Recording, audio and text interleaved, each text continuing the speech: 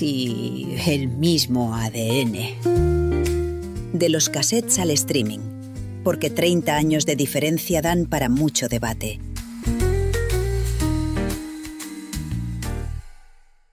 Hola a todos y todas, hoy vamos a hablar de un tema candente, vamos a hablar de la pornografía, así, sin medias tintas. Pues sí, candente y caliente a lo que se ve, pornografía. Madre mía, ¿en qué fregados nos metemos? Es que nos gusta, nos gusta. Nosotros, como nos sentimos expertos en cualquier temática y somos bastante críticos con todo, pues vamos a hablar libremente de este tema, que también es algo que nos aflige en la sociedad de hoy en día y que está en muchas más cosas de las que pensamos. Sí, parece que nos hemos vuelto tertulianos al uso de la tele, hablamos de cualquier cosa, es tremendo. Pero sí, la verdad es que la pornografía yo creo que es uno de los temas sobre los que hay que debatir hoy mucho, porque, joder, es un fenómeno que está causando estragos en las generaciones jóvenes y creo que hay mucha tela que cortar a este respecto. A ver, para comenzar, yo diría, en cuanto a algo insano y tóxico de la pornografía, ¿no?, que es que genera unas falsas ideaciones de lo que es la sexualidad, la intimidad. Nos crea un imaginario que es bastante falso, es completamente fantasioso y muchas veces también creo que exagerado, violento, ¿no? Llega a puntos ya bastante determinantes. Y luego creo que también, se habla mucho de esto, está deteriorando las relaciones de pareja, las relaciones íntimas. Hay gente que tiene dificultad para la erección, en fin, una serie de problemas que les está generando esta adicción y este consumo de porno. Luego, patrones adictivos, que esto se está hablando también muchísimo últimamente, ¿no? La gente que es adicta a consumir este contenido y también la pérdida de impulsos, que es algo que he escuchado también anteriormente en un podcast, que cada vez se pierden más esa capacidad de controlar el impulso. Es decir, hay gente que actúa más de una forma compulsiva. No piensa tanto en la reacción del otro o en lo que hace, con lo cual hay cada vez más pues una especie de cosificación, ¿no?, de los cuerpos, de las personas, una banalización de la violencia, incluso pues, filias peligrosas o incestos. Es que hasta los titulares de vídeos porno ya te están hablando de con la prima, con las... Es una cosa como horrorosa, ¿no?, que se banalice de esa forma un incesto, una relación violenta, que se muestre incluso a veces una relación pedófila, sin decirlo, ¿no?, pero insinuando que puede ser como con una persona menor, es verdaderamente terrible. Entonces, al final, creo que esto también responde mucho a unos patrones de gente que por dentro verdaderamente luego se siente muy vacía o muy sola. No sé a qué puede responder acabar como enganchado a estas cosas. Bueno, que me lío. Papá, ¿cómo lo ves? Bueno, yo creo que has hecho un resumen magnífico. Quiero decir que todo eso que tú ves es exactamente lo mismo que veo yo y lo que me preocupa. Fundamentalmente en el aspecto educativo, ¿no?, en cómo esto influye en los más jóvenes, en los niños incluso. Estamos asistiendo a fenómenos de cómo los niños desde de edad muy temprana se introducen en el consumo de contenidos pornográficos. Y claro, pues esto es terrible. Fíjate, me gustaría ligarlo en principio, porque yo creo que tú has tocado ahí un tema relevante, que es el asunto de las expectativas, ¿no? Y me retrotraigo a un podcast nuestro de hace unas semanas, ¿no?, que es el tema del éxito. Si tú pones un perfil de éxito X y no lo consigues, pues te consideras un fracasado siempre. Eso es lo que sucede con la pornografía. La pornografía es mentira. Eso es una cosa que ya os lo digo, quiero decir, para los que no lo sepáis. Todo eso que veis ahí es mentira. Casi nadie la tenemos tan grande como aparecen en esas cosas pornográficas. Casi nadie hace las cosas tan brutales que aparecen en esos vídeos. Claro, si lo que buscamos es eso, estamos muertos. Luego lo que tenemos es una pareja normal, con la que buscas sensaciones normales, con la que buscas una intimidad diferente a esa que aparece ahí, que no puedes cosificar porque tu pareja no es una cosa, sino que es algo muy importante con la que tienes un afecto, y tú no puedes tratarla solo como un elemento para darte placer. Si lo que buscas es eso, mastúrbate, leches, y acaba. ¿Entiendes? Y la pornografía conduce a todo eso. Entonces eso es lo preocupante. Y sobre todo cuando todo esto se produce en la más tierna infancia. Es decir, si los niños consumen pornografía, estamos destrozando su vida sexual para siempre ya. Eso es lo que me preocupa. Bueno, esto también habla mucho de las tecnologías al alcance de los menores y de muchos temas que están en boga sobre pues limitar ese uso, limitar el contenido de Internet, que es muy complicado, aunque cada vez se está logrando más que verdaderamente tú puedas no acceder a ese contenido porque te exigen un DNI, lo que sea, ¿no? De verdad que pidan requisitos en los cuales no puedas acceder a ese contenido, porque ahora mismo es completamente libre. Incluso los niños en los institutos, los colegios, lo manejan como GIFs, como memes, se lo pasan entre ellos en grupos de WhatsApp, entonces cada vez es más accesible todo ese contenido. Pero quería también verlo desde el punto de vista de la pornografía como industria, o incluso como una mafia, ¿vale? Porque a veces hay chulos detrás, o managers, por ejemplo, con el tema OnlyFans, sustituyes al chulo de toda la vida por los managers, los que llevan a las chicas que tienen webcam, los que las están llevando en el fondo son unos chulos de toda la vida, es ponerle otro nombre. Entonces, al final, creo que también todo esto funciona con unas promesas de mejora, sobre todo en países a lo mejor con menos desarrollo económico, ¿no? Yo qué sé, por ejemplo, Europa del Este, Rumanía, pues a lo mejor les hacen unas falsas promesas de lo que van a conseguir, de dinero, juegan también mucho con sus expectativas. A lo mejor son determinados perfiles que saben que pueden ser muy vulnerables a todo esto, igual que con la prostitución. Entonces, creo que esto también ocurre en los países desarrollados, pero con otro tipo de promesas. Por ejemplo, ¿qué veo en Instagram o en algunos vídeos últimamente? Vídeos que banalizan el hecho de conseguir un bolso, por ejemplo, para una chica, haciéndose vídeos de OnlyFans, que a veces pueden ser tonterías, pero esas tonterías acaban yendo a más y a más y a más, y cada vez la gente te exige y te pide más. Entonces acabas mostrando todo, haciendo vídeos completamente pornográficos, que a lo mejor al principio es simplemente una fotito en bikini, aparentemente inocente, y luego es pues algo terrible. Entonces, creo que esto también acaba sucediendo en países desarrollados, no solo en países con menos capacidad económica, ¿no? Porque al final, sobre todo hablo de chicas, pero también hay muchos chicos que lo hacen, les venden estas falsas promesas de consigue un bolso de esta forma tan fácil, consigue tal, consigue cual. También habrá gente, por supuesto, que se pague sus carreras o sus estudios o lo que sea, pero la forma de hacerlo no podemos banalizarla, ¿no? Y también creo que hay aquí un gusto por el lujo, por la cirugía estética, que se empieza a ver mucho en redes, que asoma ya muy fuerte, y al final lo que te están vendiendo es esto: lleva una vida por encima de tus posibilidades, múdate a Dubái, lleva las mejores ropas y la moda más actual. Entonces, hay un conglomerado tan grande, papá, con todo esto, que es lo que me preocupa, como por dónde podemos ir pillándolo, ¿no? Pues sí, yo creo que aquí estás tocando una serie de temas muy importantes. Primero, la pornografía como negocio, y el tema de OnlyFans, claro, es lo arquetípico de esto, ¿no? Yo he leído algunos artículos que ha publicado la prensa recientemente, ¿no? Sobre, personas, iba a decir chicas, pero bueno, como tú bien has dicho, esto sucede tanto con las chicas como con los chicos, ¿no? Que de algún modo tratan de ser como influencers dentro de OnlyFans. Es decir, tú puedes ser un influencer, ¿qué te diría yo?, en materia culinaria, en materia de vestir, yo qué sé, de las miles de cosas acerca de las que hay influencers en el mundo. Pero claro, de repente la gente descubre que hay una forma muy fácil de ser una especie de influencer, que es desnudarse en una cámara, y resulta que empiezas a tener miles de visitas, miles de requerimientos, y empiezas a ingresar dinero, y eso te das cuenta de que es rentable, y a partir de ahí vas cayendo en una dinámica en la cual terminas, pues eso, haciendo sexo online para que la gente de OnlyFans lo vea.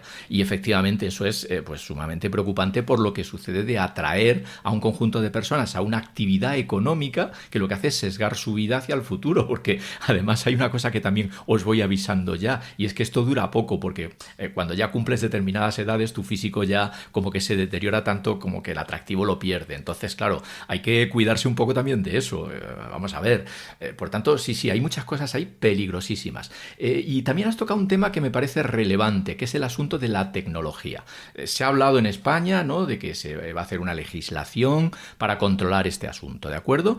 Que se va de alguna manera a obligar a los fabricantes de dispositivos, a las operadoras, no sé a cómo, a que realmente sean eficaces a la hora de controlar que a determinados contenidos los jóvenes, los menores de determinada edad, no puedan acceder. Bueno, pues también ya os aviso que eso no funciona. Es decir, lamentablemente la tecnología, pues ya los que estáis en este mundo lo sabéis de sobra. Es muy difícil ponerle puertas al mar. Es muy difícil. Por más que se intenten hacer determinadas cuestiones, siempre va a haber puertas traseras por las que la gente se va a colar. Esto tiene solo, desde mi punto de vista, una solución, que es la educación, el hecho de un compromiso social de la sociedad, de que de alguna manera querramos ir en una dirección y no en ese montón de direcciones erróneas y extemporáneas en las que a veces nos metemos, ¿no? Y realmente educar a los jóvenes en lo que es una correcta vida sexual hacia el futuro.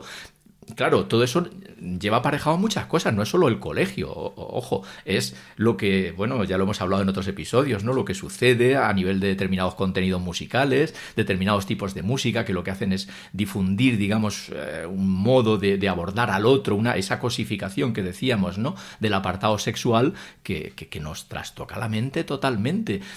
Yo creo que realmente, dado que somos sociedades libres, aquí no se trata ya de imponer nada, los valores los tenemos un poco perdidos, no es como cuando todos éramos católicos, ¿verdad? Y teníamos unos valores cerrados, no, eso ya no existe. Ahora se trata de educar en libertad, pero esa educación en libertad tenemos que desarrollarla bien, pensarla bien como sociedad y actuar muy correctamente para que esto no vaya hacia donde va actualmente, que creo que es horrible. Bueno, sobre todo también hablando de esto, creo que es importante mencionar el tema de la huella digital. Al final hay archivos que son imborrables y que van a estar ahí para toda tu vida. ¿Cuántas actrices pornográficas muchas veces se han arrepentido y han dicho yo ahora no puedo eliminar ese contenido porque pertenece a una productora, no tengo control sobre ello? Pueden verlo todos sus familiares, sus hijos, lo que sea. Y encima se sigue haciendo marketing y publicidad de ello tiempo después. Entonces, al final, todo lo que hagas en Internet va a quedar ahí. Entonces, creo que esto también es bastante peligroso y al final es traumático para las personas que se han dedicado a ello, aunque sea durante un periodo muy corto de tiempo, porque va a estar siempre, siempre ahí. No es algo anecdótico. La gente va a poder seguir accediendo a ello. Incluso recopilar ese material, grabarlo, difundirlo de forma gratuita. Entonces, al final, va a acabar en todas partes. Y muchas veces incluso hay algunas personas que se quejan de que han sido amenazadas, que se siguen burlando de ellas. Esto no tiene un final tan claro. Y por otra parte, quiero hablar de que el influjo de las plataformas y redes sociales también tiene mucho que ver en todo esto, como estábamos comentando. ¿Qué está haciendo? Democratizarlo todo, para bien y para mal. Lo está poniendo al acceso de cualquier persona. Entonces, este tipo de contenidos al final son muy fáciles de encontrar a través de las redes también. Entonces, bueno, creo que hay como aparentes virtudes con el tema de los influencers, de las redes y demás, pero detrás de todo eso a veces hay bastante mierda de donde rascar. Y quería hacerte un inciso, papá, también con lo de los físicos. Creo que al final, por mucho que no seas joven, obviamente vende mucho ese contenido, ¿no? Pero hay gente que no te imaginas, de todas las edades, de todos los cuerpos, de todos los físicos vendiendo contenido y que hay siempre alguien que lo va a consumir. O sea, que al final también pensamos que es todo relacionado con una estética hegemónica o joven, ¿no? De lo que consideramos que es como lo más bello, que al final es una tontería, pero aquí está muchísima gente metida, ¿eh? Sí, es cierto. La verdad es que, bueno, iba a mencionar el término perversiones y a lo mejor es un poco duro, ¿no? Pero es que, joder, hay gente muy rara para todo, ¿no? Claro, esto me lleva a mí a una cuestión, porque estamos hablando mucho de los temas sociales, pero a mí me gustaría también que abordáramos un poco esto desde una perspectiva personal, ¿no? ¿Qué ha sido la pornografía para nosotros, ¿no? Porque, claro, evidentemente somos personas, ¿verdad? Y como tales personas y jóvenes y cargados de testosterona hasta las trancas, en algún momento, pues, oye, hemos visto pornografía. ¿Quién no? Eso es una realidad, ¿vale? Entonces, ¿cómo ha sido eso para nosotros? Y me gustaría, a colación de este asunto, mencionar otro tema importante, la diferencia entre pornografía y erotismo. Es decir, a mí el erotismo me parece correcto, me parece un abordaje correcto. Es decir, el hecho de que tú veas pues una foto bonita de un cuerpo, sin las extravagancias pornográficas, en fin, una serie de cuestiones, puede hasta ser una apreciación de la belleza relevante, sin dar ese paso, ¿vale? Entonces, bueno, yo hablaré después de cómo fue la pornografía para mí, pero me gustaría preguntarte, supongo, Martín, que tú en algún momento habrás consumido porno o algo cercano al porno. ¿Cómo ha sido ese tema para ti? Sí, yo creo que nuestra generación ha estado ya de las primeras que estaba bastante accesible. Al final creo que ahora es mucho peor, en el sentido de que son muy, muy, muy jóvenes cuando empiezan en ese consumo. Pero nosotros en nuestra adolescencia, yo recuerdo que ya se comentaba en clase, tal web, tal vídeo, se hablaban de este tipo de cosas. ¿Qué pasa? Que a lo mejor no teníamos un móvil tampoco para estar enviándonos esas cosas o para verlo en un momento que no fuera en el ámbito de tu casa, ¿no? Porque los móviles, aunque suene ya también que soy bastante crecidito en este sentido, yo no tuve un móvil con internet hasta los 21 años, si no me equivoco. Es decir, que yo toda mi adolescencia he tenido un móvil normalito, con su cámara, con sus cosas, pero no teníamos un acceso constante a internet y a webs. Esto cambia mucho las cosas, pero nosotros, en nuestra generación, y me incluyo, por supuesto hemos tenido el porno muy cerca y yo creo que, vamos, habrá gente que no, pero creo que casi todos lo hemos consumido en algún momento. Entonces creo que es algo que al final yo sinceramente abogo más por dejar de verlo. Yo creo que es lo más sano que podemos hacer cualquier persona, no consumirlo, no verlo, y aún así vas a tener miles de inputs, de estímulos que te van a aparecer ahí, porque tú entras en una web muchas veces y ¿qué te aparece? Publicidad de tal web, de no sé qué cosa. Es muy accesible, pero creo que también hay que ponerle un coto y hay que ponerle un límite. Entonces yo soy partidario de tratar de dejar de consumirlo para que lo siga haciendo. Yo desde luego es la opción que tomé. Entonces, bueno, al final creo que en algún momento pudo ser divertido, pero yo no descubrí absolutamente nada, ni me enseñó nada, ni aprendí nada positivo, más allá de cosificación de personas e imágenes constantemente, estímulos. Imágenes en forma de estímulo, que al final también se habla mucho de esto, ¿no? De hacer scroll en el móvil, el TikTok. Pues es que también el porno tiene muchísimo de esto, es que todo tiene un mecanismo muy adictivo. Entonces creo que desde luego en mi generación ha estado muy presente, en mí también, desde nuestra adolescencia, pero creo que también es importante pararlo. Entonces, bueno, ¿cómo sería esto en tu caso? Que me imagino que sí que habrá ciertas diferencias con respecto a nuestras generaciones, porque yo a veces pienso y digo, pues en la de mi padre a lo mejor habría revistas eróticas o pornográficas, pero claro, estos vídeos, este consumo masivo no podía ser efectivo, no sé, cuéntame. Sí, yo creo que ahí está la clave, el tema de la tecnología y el acceso a la pornografía que se ha dado en tu generación y que en la mía pues no era así. En la mía es lo típico, ¿no?, del adolescente que tenía un Playboy guardado entre una serie de revistas o entre los libros del instituto para que no lo vieran sus padres y que se metía en el baño con el Playboy. Pero claro, el Playboy no es pornografía, ojo, hay que tener en cuenta esto, y esto me vincula con el asunto que mencionaba antes de pornografía versus erotismo. En mi caso, por ejemplo, yo no tuve accesos así fuertes a la pornografía siendo joven. En casi ningún momento. Recuerdo, como cosa anecdótica, un cacharrito que no sé quién me dio en algún momento, o que accedí yo a él o lo que sea, que era una especie de pequeño visor de diapositivas que tenía una serie de diapositivas de características esas y pornográficas. Y yo lo veía aquello como, que era muy joven, casi niño todavía, lo veía un poco como espantado, diciendo, madre mía, ¿qué es esto?, ¿no? Pero claro, luego ya de más adolescente, claro, a lo que sí accedía evidentemente era pues a las revistas eróticas del tipo pues Playboy y esas cosas, como no podía ser de otra manera. Pero, insisto, y yo creo que esto era bastante recurrente en mi generación. No existía material pornográfico al volumen que lo hay ahora. Hombre, existía la película pornográfica, estaba la típica sección X, ¿no?, de los videoclubs y cosas de ese tipo, ¿no? De lo que nunca he sido consumidor. Es decir, a lo mejor yo en esto he sido un poco raro, no soy representativo, no lo sé si de mi generación o no, pero yo creo que no he visto una película X nunca. En esto también tengo, digamos, alguna característica y especial, y es que a mí hay cosas, y perdón por la expresión, que me dan asco. Entonces, pues, ojo, por supuesto que el sexo me encanta, pero el sexo de otra manera. No, a veces esas escenas pornográficas que a mí me generan más repulsión que otra cosa. Y es cierto que entre la gente de mi generación que yo conozco, amigos, etcétera, he tenido poquísima gente que consumiera pornografía a ese nivel. Alguno había, sin duda, sobre todo a través de las películas X. Es decir, los canales eran o revistas o películas X. Esa era el canal. Hoy, por supuesto, Internet ha eclosionado todo esto. Y si tuviéramos que encontrar, aunque no lo encontremos, pero vamos a hacer ese ejercicio, algo positivo en la pornografía, no en el erotismo, ¿podríamos encontrar algún aspecto positivo? Porque yo he intentado buscarlo y verdaderamente no lo encuentro. Es decir, diría, si se diera a entender cierta creatividad a la hora de tener relaciones, algo diferente o divertido, o si hubiera posibilidades pues de aprender de ello, pues todavía podríamos encontrar algo, pero es que no lo he visto yo. Vamos, ¿habrá algún tipo de cine particular? Por ejemplo, hay algunas directoras de porno feminista que veo que al final hacen un producto muy parecido al del hombre, solo que le ponen el sello feminista. O de pornografía femenina, lo llaman así, ¿no?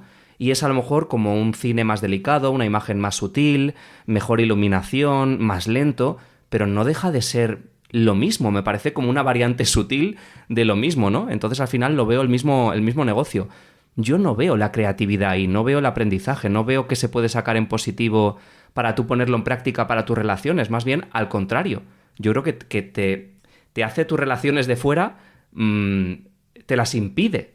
Porque estás de repente buscando algo que has visto en ese vídeo tan increíble, tan magnánime, que de repente en la realidad no existe, ¿no? Es todo como pues pechos enormes, el pene enorme, los cuerpos todos de gimnasio y bueno, y por supuesto unas relaciones que son inverosímiles y unos orgasmos que parecen, yo qué sé, ¿no? Como que parece que los han doblado, que los han grabado después. Entonces se ve algo totalmente artificioso, se ve unas expresiones que no son normales, que la gente no suele hacer después cuando está en la cama. Entonces, claro, me cuesta ver como algo positivo en todo esto. ¿Tú lo encontrarías? ¿Sabrías decir algo, papá? Yo creo que no. En lo que a mí respecta, no, desde luego. Pero sí es cierto que sí que, quizá más en el cine, lo he visto, o en la literatura, que en la realidad, pero sí que es cierto que se han visto películas que mostraban a parejas que de algún modo veían pornografía conjuntamente y de ahí sacaban cierto aprendizaje. Hombre, tenemos el Kama Sutra de toda la vida, que mucha gente se leía para estudiar ciertas posturas, ¿no? Entonces, bueno, a lo mejor esa labor propedéutica, por así decirlo, educadora, ¿no? En ese sentido del aprendizaje sexual podría tener un cierto sentido. Lo que pasa es que, ya te digo, en mi caso, desde luego, no para nada, esas posturas gimnásticas para mí son imposibles y no conozco a nadie de mi círculo directo, de mi generación, que haya empleado sobre todo el vídeo porno en ese sentido, ¿no? Del aprendizaje y de que, bueno, pues te lo pongas con tu pareja antes de tener tus relaciones sexuales para decir, oye, vamos a ver si esto o nos anima o sacamos alguna lección de ello. Podría ser lo único positivo en algún caso, aunque a mí tampoco me lo parece. ¿Y qué opinas, por ejemplo, que es algo también de lo que se habla, ¿no? De la gente, por ejemplo, que no tiene el acceso al sexo fácilmente. Digamos, por ejemplo, una persona en silla de ruedas, una persona minusválida, una persona que todavía está con una edad en la que sus hormonas pues necesita ese tipo de sexo y a lo mejor de repente necesita esa ayuda pues para masturbarse. En este caso, por ejemplo, ¿cómo lo vemos? O sea, ¿qué podríamos pensar en este terreno en concreto? Porque yo tengo una opinión, pero creo que aquí podemos diferir bastante. ¿Tú cómo lo ves? Vuelvo a mi diferenciación entre erotismo y pornografía. Yo nunca he necesitado pornografía para masturbarme, con perdón, y perdón que hable con tanta sinceridad. Quiero decir, el erotismo sí, pero la pornografía no. Entonces entiendo que una persona que tenga esas deficiencias, por supuesto, necesita usar estímulos. Y esos estímulos, pues, a lo mejor tienen que ser pornográficos. No lo sé. Si lo tuvieran que ser, pues yo lo vería lícito. Quiero decir que realmente, pues una persona que no puede tener otro tipo de actividad sexual más que la propia y necesita estímulos de esa índole, pues me parece lícito que acceda a ellos, ¿no? Otra cosa es que creo que hay contenidos que sin necesidad de llegar al asunto pornográfico, fíjate, estoy recordando una cosa interesante, ¿no? Y es que, bueno, pues todos lo sabemos, ¿no? Y ya lo hemos hablado en este podcast, tú eres adoptado, obviamente, y bueno, pues tu madre y yo pasamos en su día por una serie de avatares a la hora de intentar tener hijos, entre ellas las inseminaciones artificiales. Entonces, claro, llegábamos ambos al ginecólogo, entonces a mí me daban una revista pornográfica, bueno, pornográfica erótica, me metían en un lavabo y me decían, ala, hijo, mastúrbate, venga, sin ninguna otra ayuda auxiliar de enfermeras, como dicen los mitos, ni nada de eso, y luego salías con tu botecito y eso se lo inyectaban a tu pareja, ¿no? Pues curioso, ¿no? un dato más acerca del uso lícito, por así decirlo, del material que te puede animar en la actividad sexual. No quiero emplear el término pornográfico porque en aquel caso no era pornográfico, era erótico simplemente. Bueno, sí, pues estamos de acuerdo, no hay debate entonces. Pensamos lo mismo. Pero sí que es verdad que para hacer ese tipo de donaciones, pues al final, obviamente, la persona tiene que tener algún tipo de estímulo.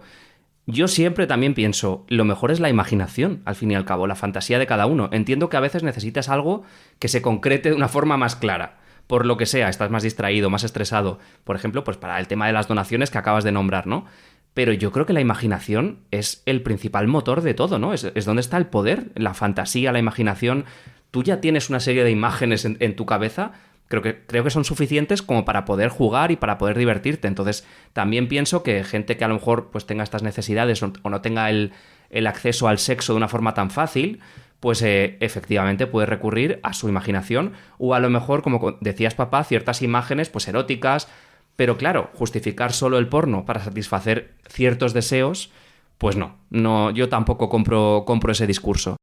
Bueno, yo creo que le estamos sacando mucho jugo a esto y quizá convenga que cortemos aquí y continuemos en un próximo episodio, ¿no te parece? Yo creo que sí, así le sacamos un poquito más de partido en la próxima edición. Pues nada, amigos, nos vemos muy pronto.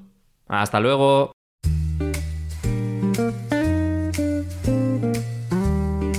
casi el mismo ADN. De los cassettes al streaming, porque 30 años de diferencia dan para mucho debate.